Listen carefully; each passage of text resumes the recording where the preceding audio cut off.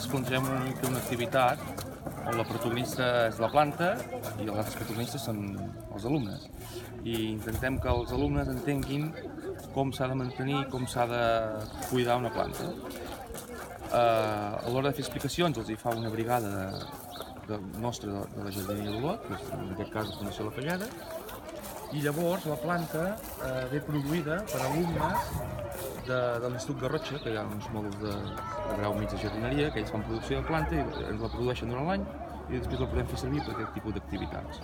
I així d'aquesta manera una mica tanquem el cercle de l'Institut Garrotxa que ens produeix la planta, jardiners de la Fageda i alumnes que fan l'activitat en el pati de la pròpia escola. Així és una cosa que els hi queda per 3-4 mesos que ells poden anar cuidant i veure com evoluciona aquesta plantació. En què consisteix el que avui estan fent? Avui ells, els alumnes, junt amb els seus professors, han preparat unes estructures de fusta penjades a la paret i que actuen com a murs verds. Al ser murs verds necessiten planta. Nosaltres el que fem és portar la planta i ajudar-los amb els alumnes que aquests murs verds quedin... Bueno, crec que ja sabíeu moltes coses de les plantes, ¿vale? Sí. Què creieu que és el més important?